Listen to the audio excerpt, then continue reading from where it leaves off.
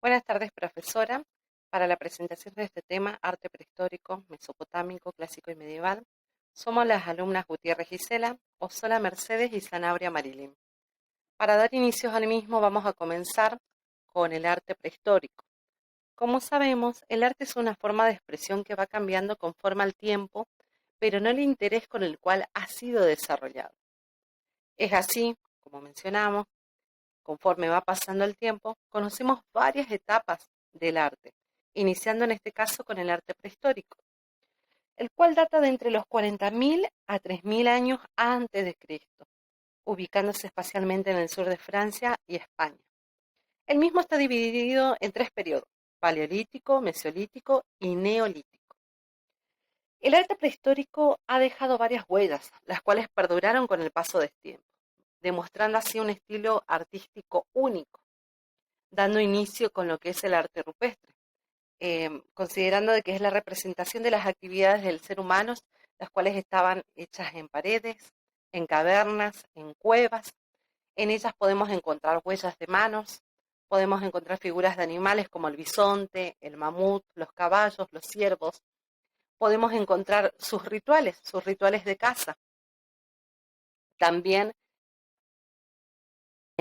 se considera que el arte rupestre representa a menudo, digamos, lo que hacían los seres humanos, iban y lo plasmaban en esas obras. ¿Sí? Después tenemos la arquitectura megalítica, que son construcciones arquitectónicas elaboradas con grandes piedras.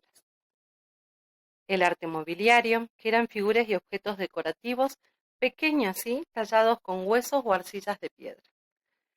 Con respecto al arte rupestre, nuestros antepasados, a pesar de no conocer lo que sabemos hoy sobre las acuarelas, sobre las pinturas, sobre los diferentes pinceles, sobre las diferentes técnicas para lograr una pintura ideal, ellos se las arreglaban con lo que tenían y a partir de eso crearon obras que inclusive han perdurado hasta la actualidad, utilizando técnicas únicas como por ejemplo las cañas huecas, las cuales utilizaban como pinceles, como sopletes, pinceles hechos de pelos de animal. Utilizaban carbón, resina, raspadores de piedra, sangre, inclusive fluidos corporales. También mezclaban lo que son grasas con manganeso para lograr ciertos pigmentos y sobre todo para que perdurara, inclusive hasta la actualidad. Generalmente los colores que lograban eran negro, rojo, amarillo y marrones. Ellos, aparte de los pinceles y de los sopletes, utilizaban los dedos y la yema de los dedos y las piedras para lograr un efecto de realismo. Y con las cañas huecas y los pinceles, un efecto tridimensional. Se considera que estas obras cumplían con la función mágica y religiosa, especialmente en rituales para las épocas de caza. Después, aparte del rupestre, como mencionamos anteriormente, tenemos la arquitectura megalítica. La arquitectura megalítica proviene de la palabra griega mega, que significa grande, litos, piedra. Está caracterizado por la elaboración arquitectónica con grandes bloques de piedras, denominados megalitos. La mayoría de ellas se encuentran en España, en Portugal, en Inglaterra, y se consideran que fueron creadas como tumbas para enterramientos colectivos. Una de las, de, de las hipótesis de la misma.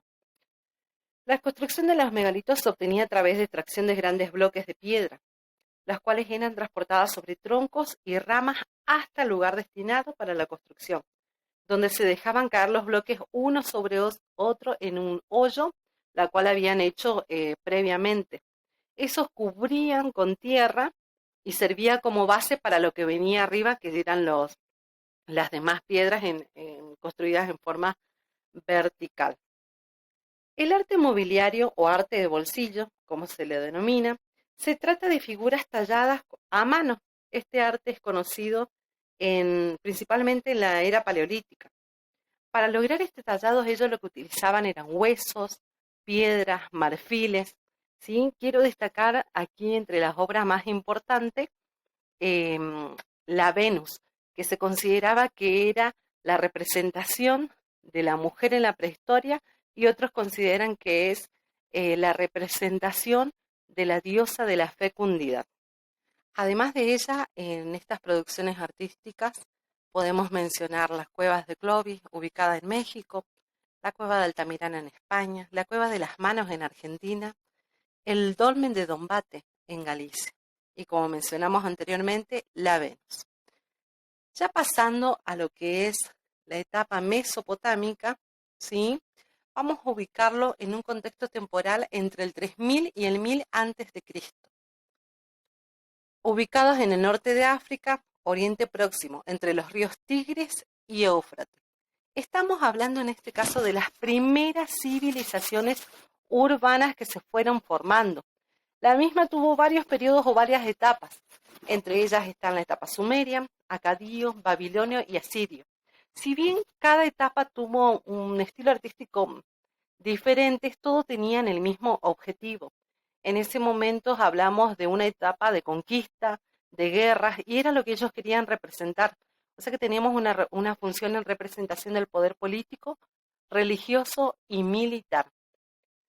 Sus estilos artísticos más conocidos hasta la actualidad son las arquitecturas, vendrían a ser los templos, los palacios y las artes figurativas.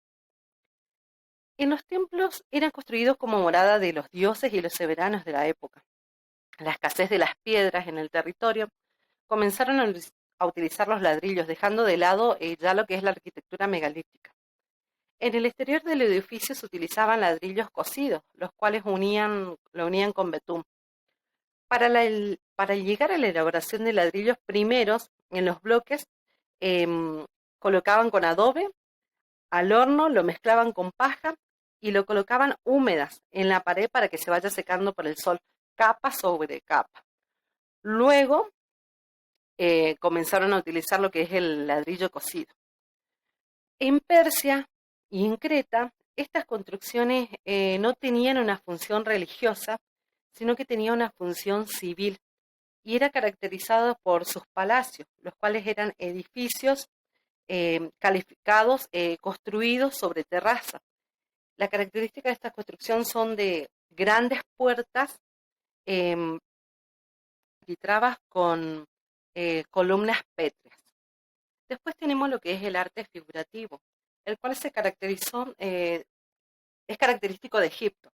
Entre ellas podemos mencionar las pinturas como el bajo relieve, basado en un elemento el cual lo identifica como tal. Hablamos en este caso de la ley de la frontalidad.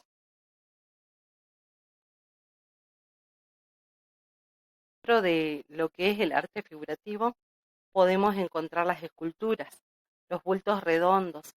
Ellos lo que trataban de hacer es encontrar el canon, como dicen, o la forma ideal del cuerpo del ser humano, ¿sí?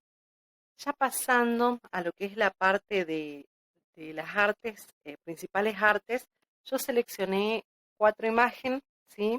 2 prehistóricos y 2 mesopotámicos, en lo cual podemos encontrar en este caso las cuevas de las manos, ¿sí? En la primera figura, como pueden observar, la cual está localizada en Argentina, en el noreste de la provincia de Santa Cruz, y cuenta con unos 20 metros de profundidad, unos 10 metros de alto y unos 15 metros de ancho.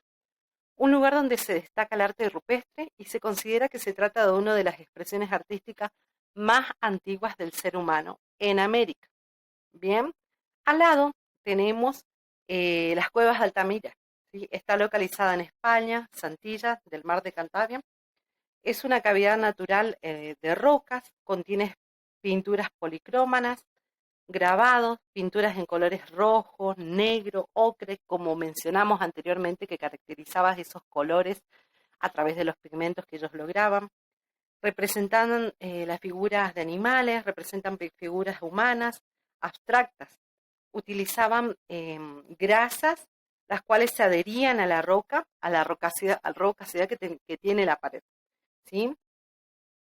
Pasando al arte mesopotámico, podemos observar la lamusa, ¿sí? Un estilo de arte, el toro alado del logré, ¿sí? Tenía como función proteger a sus propietarios. Se consideraba eso, y quien lo mandó a construir fue Sargón II. Pensaba que era capaz de detectar a los malos espíritus como a los hombres malvados. La misma alcanzaba una altura de 4 metros aproximadamente. Después, la última imagen que les tengo para mostrar es el Sigurat de Urrem, Namu. Fue alzada en honor a la diosa Luna. Contaba con 3 pisos, sus ángulos están encontrados en los 4 puntos cardinales, ¿sí?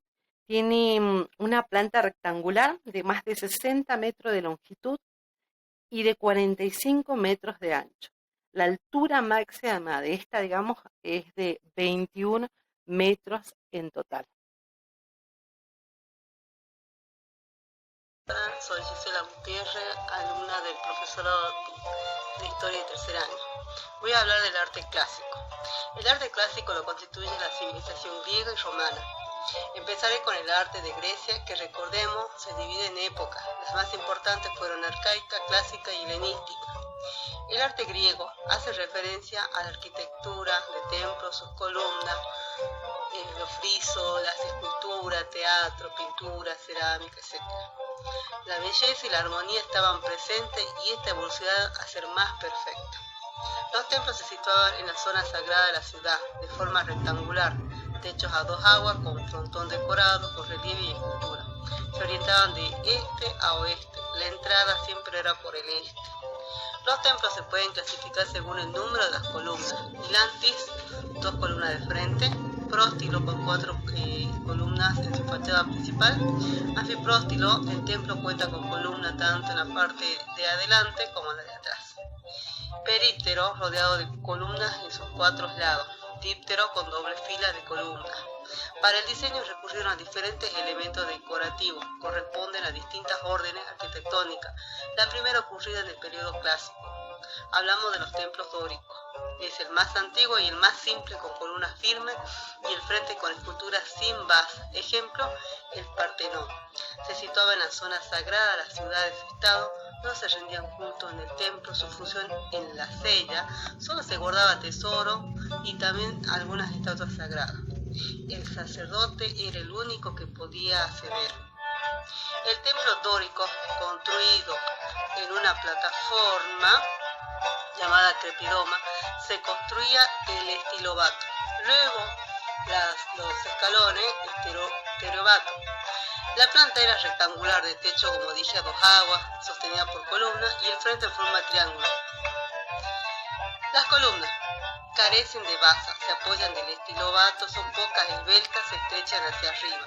Su fuste, formado por bloques cilíndricos llamados tambores, tienen 16 a 20 estrías con aristas afiladas. El capitel, formado por collarino, esquino y ábaco. El arquitrabe, un friso decorativo liso que servían primeramente para tapar las vigas. La cornisa saliente decorada con pequeños elementos decorativos cilíndricos o cónicos. Seguimos. Los templos jónicos también corresponden al periodo clásico. Apareció en Asia Menor, produce sensación de más ligereza decorativa con columnas esbeltas y finas, de numerosas estrías y aristas descantilladas. El capitel, formado por un elemento que se enrosca formando volutas en espiral como un pergamino. El equino y el ábaco es más fino. El arquitrabe, subdividido en 3 fajas, cada una sobresale en el exterior. Está coronado en el alto por molduras, la cornisa decorada con forma recortada. Ejemplo, el templo de Artemisa, el templo de Ateneo. Le continúan los templos corintios, se caracterizaban por hojas espinosas de acanto esculpidas en los capiteles de las columnas, influenciadas por Oriente Medio. Luego este estilo se puede ver en el arte romano, ejemplo el templo de Apolo, Filipe de Olimpia. Vamos a hablar de la escultura en Grecia.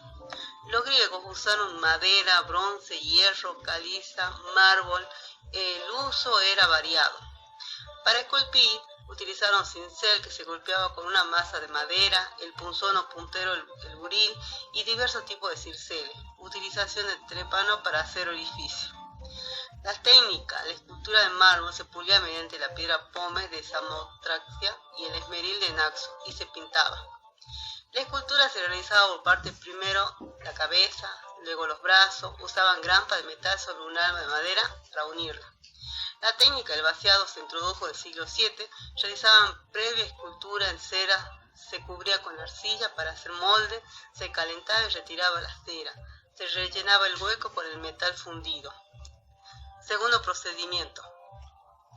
El segundo procedimiento, llamado indirecto, sobre el molde de arcilla se realiza moldes de varias partes y se recubre de cera el interior con un pincel. Para colocar el bronce se añadirían incrustaciones para crear ojos, cejas y labios. La historia del arte ha identificado varios estilos que periodizan el arte de la antigua Grecia. El primer periodo hablamos del geométrico, siglo XI y VII a.C., luego el periodo orientalizante, final del siglo VIII y comienzo del siglo VII a.C., al llegar a escultores de Oriente con nuevas técnicas y estilos. El periodo arcaico empieza del siglo VII y VI a.C., se caracteriza por figuras negras, por esculturas frontales también, y las estatuas eran de madera a las que se les rendía culto, con pie en avanzada, brazos pegados al costado. El periodo severo, finales del siglo VI y comienzo del V, se caracteriza por vasos bilingües. El periodo clásico, siglos V y IV a.C., es el reinado de Alejandro Magno en el periodo de la perfección. La cerámica se caracteriza por el uso de figuras rojas. En escultura su belleza radica en la armonía y en la perfección que infunde serenidad. Se valora al artista, mejora su estatus social, se relaciona con la aristocracia. Representan dioses, héroes humanos y figuras antropomorfas y grandes escultores como Mirón, Fidias, Policleto, etc. El periodo helenístico, final del siglo IV, III y II a.C., prolongado por el arte romano a partir de la conquista romana de Grecia, hacia Grecia. La escultura sigue evolucionando, se destaca Afrodita, de Gnido. Los personajes son hombres de reconocido prestigio intelectual. Los retratos se realizaron después de la muerte. El retrato de Alejandro lo hizo Filipo, por ejemplo. La escultura arquitectónica. Se decoraba con escultura los edificios de carácter civil para ornamentar frisos y esculturas de bultos redondos. El friso dórico consiste en una serie alterna de triglifos, lisos y metopas, decoradas que por su reducido tamaño impide la inclusión de más personajes. El friso jónico, la escena se refiere a un tema o sucesión de temas diferentes de carácter narrativo. La estructura triangular de los frontones impide que todas las figuras tengan el mismo tamaño, se disminuye hacia los extremos. Vamos a hablar ahora del teatro griego. Su función era la de distracción para la población en general. En él se desarrollaban danza y música. La construcción comprende desde el siglo V y a.C. presente las ciudades con forma planimetría, contaba de 3 partes. El auditorio Coilon, de forma curva semicircular a nivel de tierra, contaba con decoraciones giratorias. La gradería descendiente con asientos separados por pasillos escalonados se construía en la ladera de una colina, destinada al público y rodeaba a la orquesta. La orquesta. Espacio círculo a nivel del suelo, se colocaban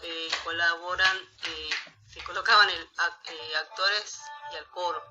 El lugar era decorado con pieles, se encontraban los miembros más destacados de la sociedad. La esquene, el lugar servía de vestuario y salida de escena de los actores. Teatro de Dionisio y teatro Halicarnaso. Vamos a hablar ahora del arte romano.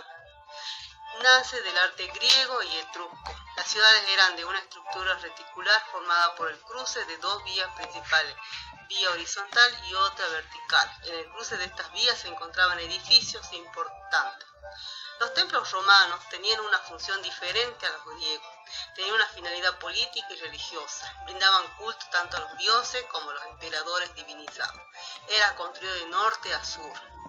En la etapa republicana se construyó en los foros como la Basílica de Saturno, Vespasiana y la Concordia. En etapa imperial se utiliza el mármol usado en el orden corintio y la tendencia helenística. Sobresale el culto al emperador Adriano, también impuso la construcción de cúpula. Los templos se realizaban sobre una base elevada sobre un podio con 2 tipos de basamento. Tenían 2 tipos de basamento, por ejemplo, la planta rectangular poseía un podio en la parte del frente, se subía por escalones como el templo César.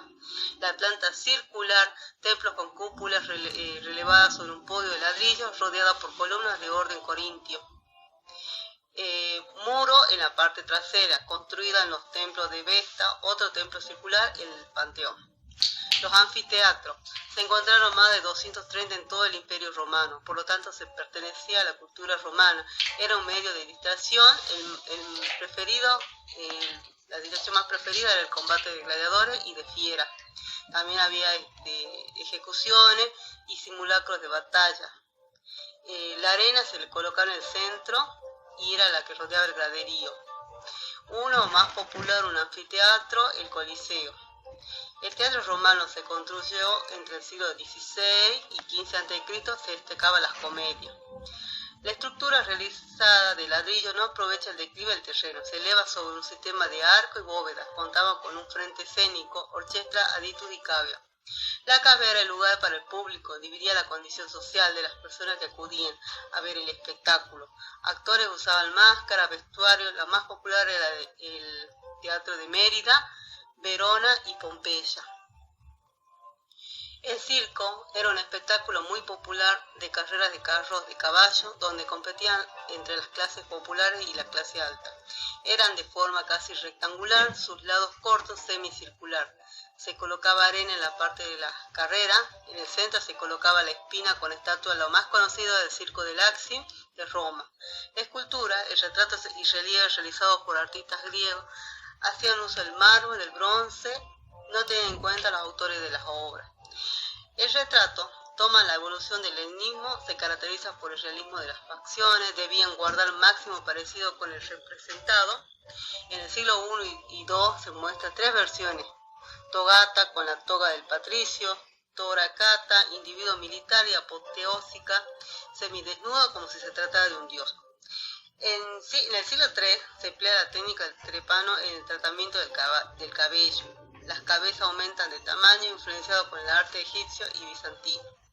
El relieve, en él se narra algunos acontecimientos relevantes, por ejemplo las gestas de los emperadores a través de la profundidad y la perspectiva, la evolución del relieve a través de tres ejemplos. El Arca Pacis de Augusto, realizado en el año 13 a.C., parece conmemorar la paz dictada por el emperador.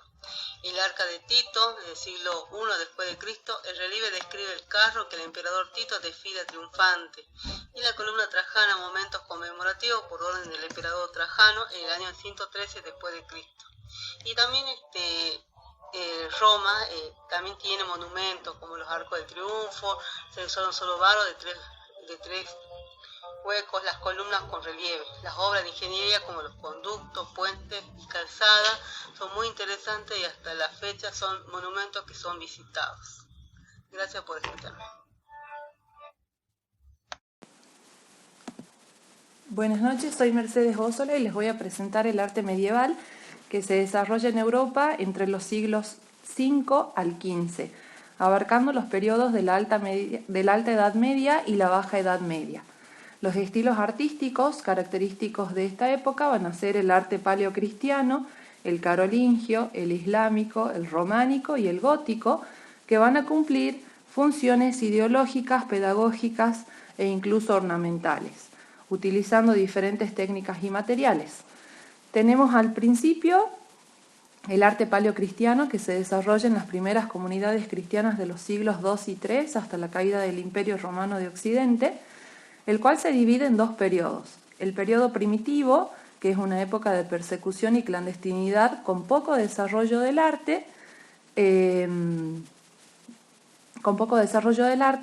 pero sí con un desarrollo de un vocabulario iconográfico para difundir nuevos dogmas y creencias. En la arquitectura de este momento sobresalen las domus ecclesiae, o casa de la iglesia, para celebrar el rito cristiano, y los cementerios, en donde los entierros se hacían en tumbas cubiertas por losas o bien también en las catacumbas. El periodo de la iglesia triunfante, por su parte, se va a dar cuando el cristianismo finalmente se convierte en la religión oficial del imperio. Así se introducen nuevos temas en las artes figurativas que a su vez van a estar protegidas por las grandes jerarquías eclesiásticas y las clases patricias de la época. Se evoluciona hacia un arte más bien monumental y rico que usaba materiales muy costosos. Cumple una función ideológica, ya que el arte va a ser un instrumento para mantener y transmitir la fe. En el arte paleocristiano las principales manifestaciones son el templo basilical y la iconografía narrativa y simbólica del cristianismo. Para construir los templos en este caso cristianos, se rechaza el modelo de templo romano porque en realidad estaba asociado al paganismo, aunque sí adoptan la antigua basílica romana, que en aquel momento cumplía diferentes funciones sin un carácter religioso. En cuanto a lo que es la estética del arte, se cambia para poder contemplar con los ojos del alma más que por los del cuerpo, por eso se van a obviar detalles anatómicos de los personajes, ya que lo esencial era el alma y contemplar figuras que trascienden al terreno espiritual. Otras manifestaciones artísticas importantes de este momento van a ser los mosaicos con iconografía simbólica y religiosa y la escultura funeraria en sarcófagos esculpidos con los principios de la doctrina cristiana. Los temas más emblemáticos del momento fueron el pez, la espiga y la vid, y anagramas como el crismón o interposición de las 2 primeras letras griegas de Cristo, el JHS o 3 primeras letras de Jesús en griego o la cruz. Entre las producciones más representativas están las catacumbas de Domitila y Priscila, el baptisterio de San Juan de Letrán, la basílica de San Pedro de Alcántara y la basílica Santa María la Mayor. Pasamos al arte carolingio, también llamado Renacimiento carolingio, que surge como intento de reclamar la herencia romana. Se trató de la renovación del antiguo Imperio Romano de Occidente con el objetivo de extender la fe cristiana y difundir la cultura al máximo. Este estuvo promocionado por el emperador Carlomagno para reafirmar su poder político. Ante la necesidad de preparar intelectualmente a los clérigos, monjes y al personal administrativo, se van a crear escuelas monacales, catedralicias o episcopales y palatinas. También se producen libros copiando a los de los grandes padres de la Iglesia y a los de la antigüedad clásica, y se crea una caligrafía especial de letras más pequeñas para poder hacer esas copias y facilitar su difusión y lectura. El arte se convierte en el medio para propagar la fe y la cultura con una finalidad más bien didáctica. Así, Carlomagno manda construir una gran ciudad palatina en Aquisgrán que presentaba un aula palatina al norte, donde el emperador se reunía con su corte, mientras que al este se encontraban los edificios privados, al oeste los edificios relacionados con la administración del imperio y al sur la capilla palatina. Durante este periodo es que nace un modelo de monasterio que va a ser la base conceptual del futuro monasterio de Cluny y de otros, que se va a encontrar entre las producciones más representativas de este arte, de este periodo, junto a la iglesia de la abadía de Fulda, la iglesia de la abadía de San Riquier, la iglesia de la abadía de Corbie que habíamos mencionado, o la cripta de San Germán de Auxerre. Pasamos al arte islámico, que se desarrolla en la religión musulmana, la cual surge en el año 622 en la península arábica. Este tipo de arte tiene al Corán como fundamento religioso y artístico, al igual que a otros textos que establecen las tradiciones y costumbres basados en los dichos, gestos y formas de actuar del profeta. Es un arte que se caracteriza por asimilar las influencias y elementos de los lugares y culturas que conquistaron para crear un nuevo lenguaje propio. Si bien puede tener rasgos localistas en las distintas áreas de su imperio, tiene como elementos comunes la arquitectura con la decoración epigráfica basadas en las inscripciones coránicas, el hecho de ser anicónico, o sea, de que no representa figuras por recomendación de Mahoma para no caer en la idolatría ni competir con Dios en la recreación de la realidad, lo que generó que finalmente no se produzcan esculturas, sino otras alternativas como las miniaturas, los murales o los mosaicos. También es característico del arte islámico la decoración figurativa abstracta, que va a hacer uso de la geometría para crear diferentes diseños en base a formas vegetales estilizadas o juegos de líneas para decorar zócalos, cerámicos o las paredes de los edificios en donde se ven polígonos y poliedros regulares o estrellados. También es muy particular de este tipo de estilo el horror vacui, también llamado horror al vacío, por lo que ellos van a decorar completamente las construcciones, los manuscritos, los objetos y los muebles, sin dejar espacios justamente vacíos. Se repiten usualmente estos motivos ornamentales y las manifestaciones decorativas en la arquitectura y en los objetos personales. Los materiales que más se utilizaron para la construcción son el ladrillo y la mampostería, y el yeso y la escayola para la decoración, que tiende a ser polícroma. La mezquita es el lugar de oración y reunión base del arte islámico. Y entre las representaciones características de este tipo de arte encontramos entonces la cúpula de la Roca de Jerusalén, la Gran Mezquita de Damasco, la Mezquita de Ahmed I en Estambul. También tenemos obras civiles como los zocos o mercados, o bien los carabazares, que eran los almacenes y las fondas para las caravanas y los comerciantes. Los baños y los palacios, que eran edificios que generalmente contaban con un patio central, fuentes de agua y dependencias que estaban muy ricamente decoradas, como la de la Alhambra y el General Life de Granada, la Medina de Azara o el Torreón de Comares. Pasamos al arte románico, que es el primer arte unificado del mundo cristiano occidental. Este tipo de arte se desarrolla sobre todo entre los siglos XI y XII en Francia e Italia, para luego expandirse por España a territorios germánicos e Inglaterra, entre otros. Es un arte que en este caso se desarrolla en 3 periodos. Está el periodo románico lombardo, que nace de la fusión de elementos arquitectónicos y artísticos europeos, como el carolingio y el otoniano y el bizantino, y no presenta esculturas. El románico pleno, que es el primer arte unificador europeo occidental, en el que sí se desarrollan esculturas monumentales y pinturas, y un tercer periodo, que es el tardo románico, que ya es una evolución hacia formas menos clásicas y más bien hacia formas más amaneradas. Aquí el protagonismo, aquí cobra protagonismo y prolifera la escultura monumental. En la arquitectura religiosa se destacan los monasterios, que eran especie de ciudades cerradas que funcionaban como centros religiosos, culturales y económicos. En las iglesias románicas vamos a tener el uso, por ejemplo, del arco de medio punto, el vano como integrante de los sistemas de cubierta, materiales como la piedra. Los muros eran bastante gruesos para soportar las bóvedas, que tenían escasos ventanales. Vamos a tener, por otro lado, las naves dispuestas en un espacio de semipenumbra para permitir la meditación, mientras que el tipo de planta era la basilical o de cruz latina. En este caso son frecuentes las fachadas en forma de H entre 2 sólidas torres, con portadas ornamentales que estaban a menudo decoradas con esculturas. La principal fuente de inspiración en este caso van a ser los textos bíblicos, los evangelios apócrifos y las leyendas hagiográficas. La escultura y la pintura se van a adaptar a las exigencias de la geometría del conjunto arquitectónico, usándose técnicas como la del fresco y el temple y colores intensos. Las obras más representativas pueden llegar a ser la Basílica de Saint-Rémy y la Abadía de Cluny en Francia, la Catedral de Módena y la Plaza de los Milagros en Italia, y la Catedral de Spira en Alemania. Finalmente llegamos al arte gótico, que se va a considerar universalmente uno de los momentos más brillantes desde el punto de vista artístico del mundo occidental. Se desarrolla y surge desde la mitad del siglo XII hasta el siglo XV.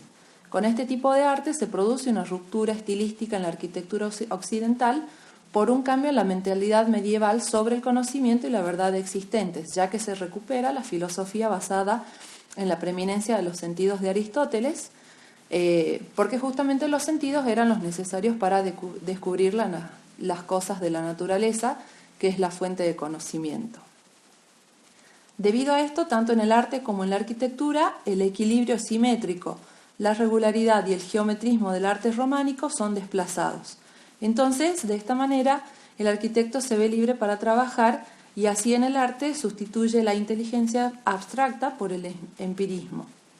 Los espacios civiles, como ser, por ejemplo, los ayuntamientos, los palacios y las catedrales, son los que van a definir las fisonomías de las ciudades. Las catedrales, usualmente con sus columnas delgadas y finas, los pináculos y las flechas, le daban al hombre la sensación de pequeñez frente al templo. Eran espacios luminosos y diáfanos, donde se plasmó la mística de la luz y se produce un paralelismo entre la luz terrenal y la celestial.